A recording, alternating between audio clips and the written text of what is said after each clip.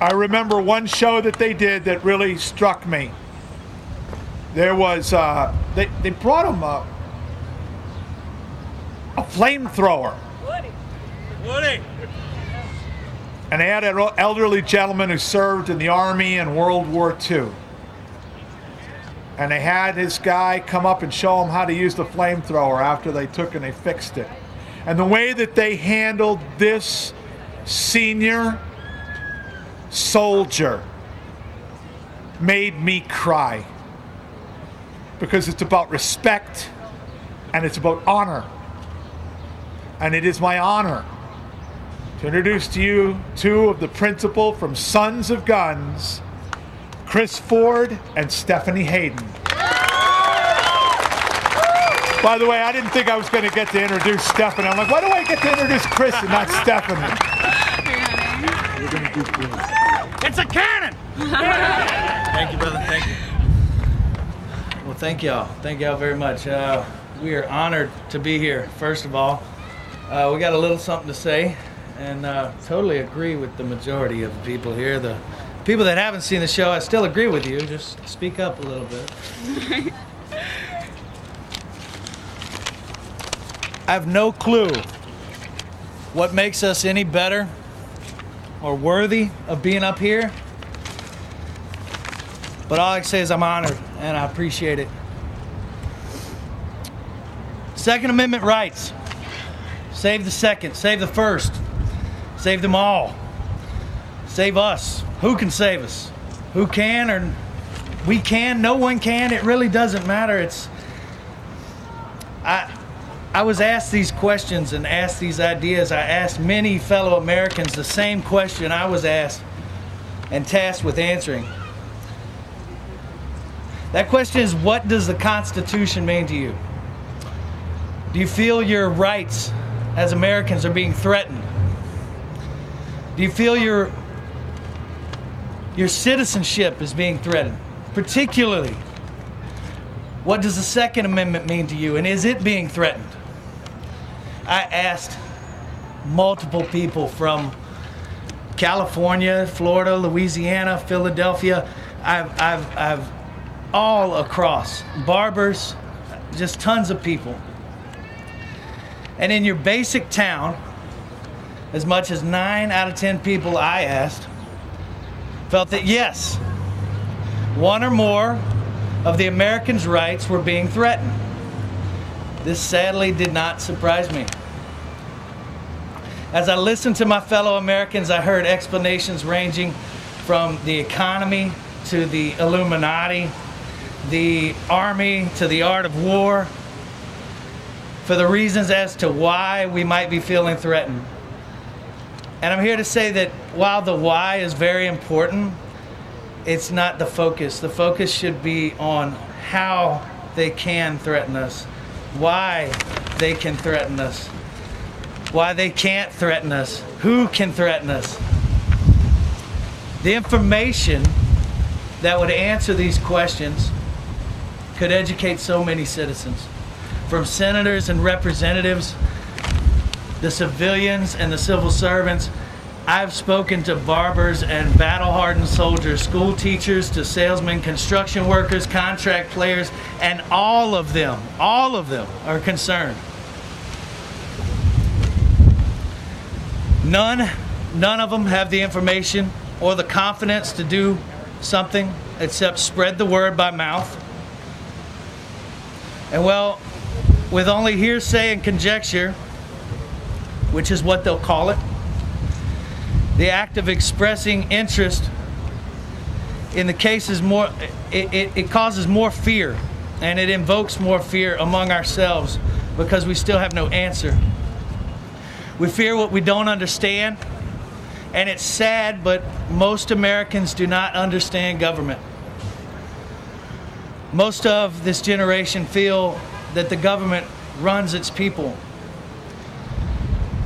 And maybe other countries, but not in America. And our generation needs to be exposed to this. There's so much misinformation, you guys. In America, it's not like that, and we know that, but some of our friends, I promise you, some of your coworkers don't think like that. In America, the people are the government. We the people.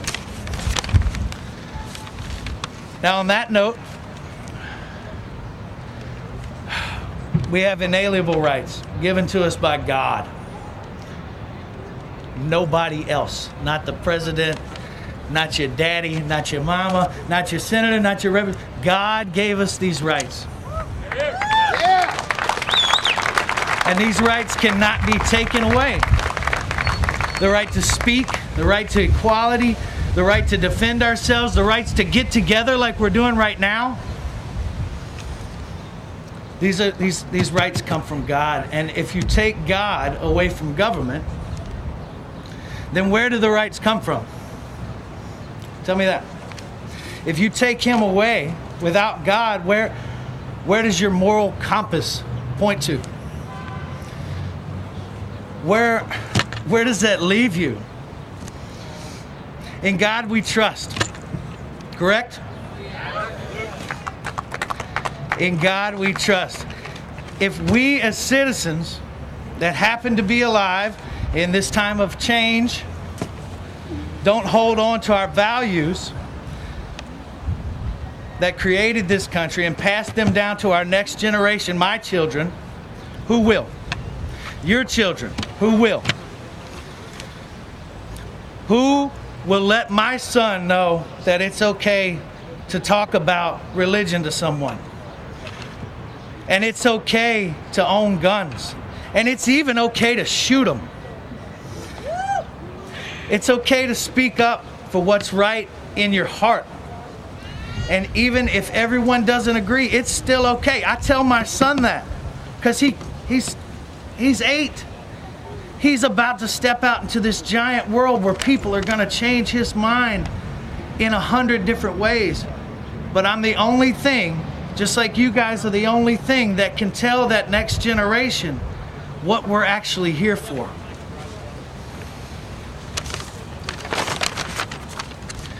This is America, home of the arguers, home of the brave, the place you can still find sanctuary from the world, land of the free. And if we as Americans have gotten too complacent and too comfortable and allowed ourselves to take our American rights for granted, then we will lose them. And our children won't know what hit them. This is truly the legacy we leave to our kids. A country where the highest power is man? No. I'm not going to be in that country. And this country's not going to be that because we have people out here that are willing to fight. What would be left to differentiate, whatever that word, to differentiate us from the rest of the world if we take that away? Don't let them take your fight, your will, your legends. And we don't need to bend, and we don't need to change. We need to stay strong. As a child with no moral compass grows up to worship money and not God.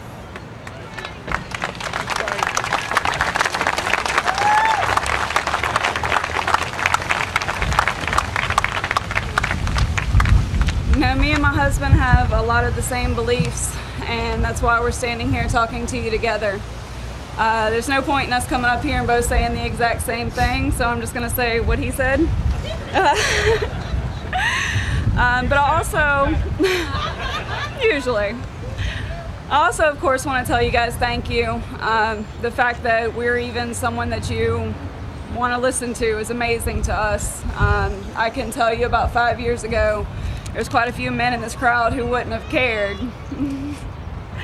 I'll speak up, I promise. You know, he ended on a note that was very important to me. I'm a mother, as I'm sure that quite a few of the women here are.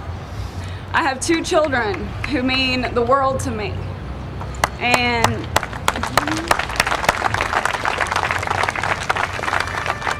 And I'm not going to see them grow up in a country where they're going to get all of their information from Facebook and from YouTube and from Twitter and from all the places where all the people who are completely against what we stand for get up on these podiums and they talk about things that they believe and things that they want to see happen to this country, the changes they want to make.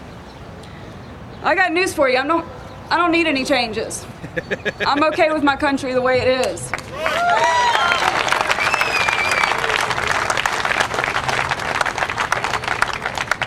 Now I'm standing here and I'm looking out at the people in front of me, and this is why I'm here.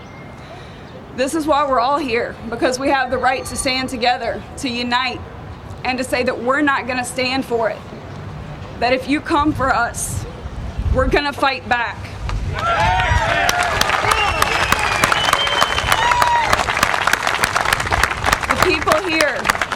The people here are not the sheep. We know better.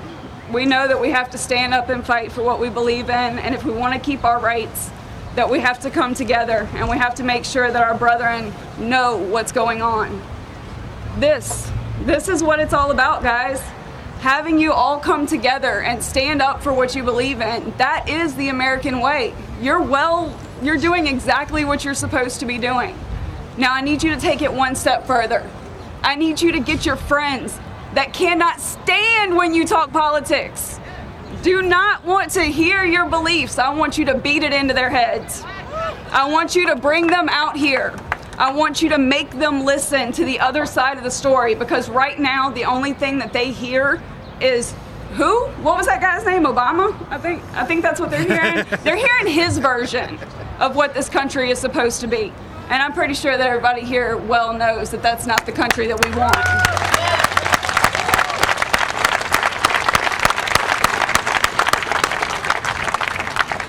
You guys make me proud. You really do. This is the country that my father taught me about when I was young. It's the country that my children are going to grow up in. And I promise you, my kids aren't going to find out about any of this from TV. They aren't going to find out about it from the news. They're going to find out from me. Because I'm going to take personal responsibility to make sure that my children, my friends, my co-workers well know the truth. Not what the media is telling you, but the truth about the laws that they're trying to pass, about the things that they're trying to do to you. They are trying to sneak in firearms laws into our medical bills. We cannot stand for that. You cannot look at a bill and say, oh, I read the first 3 or 4 sentences, that looks okay. No. You must read all 500 pages of it if it's necessary. That is your job as an American citizen. If you want to make sure this country stays the way it's supposed to be, then you have to do something about it. It is we the people. I know you go to work every day. You got a 9 to 5, you got kids, you got your hobbies, you got your life. But in the end, you have to remember that this is the country that you are going to live in and die in, and that your children are going to live in and die in, and you want to make sure that that is a country that you want them to do that in.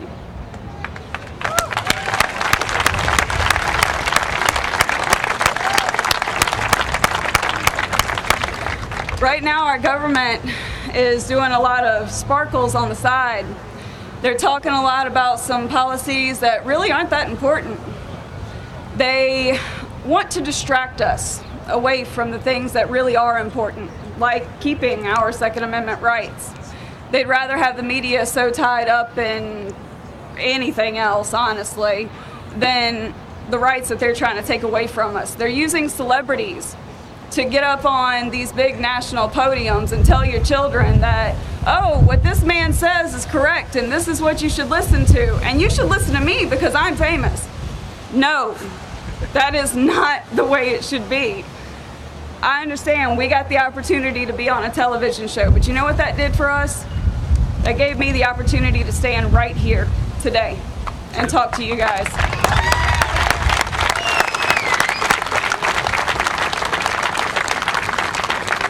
And I tell you what, you asked me to be here tomorrow talking to a whole new group of people, I'm here.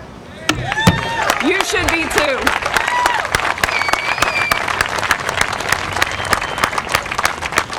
Again, I want to thank you guys for coming out, for supporting us, for supporting your gun rights, for supporting your rights as Americans in general.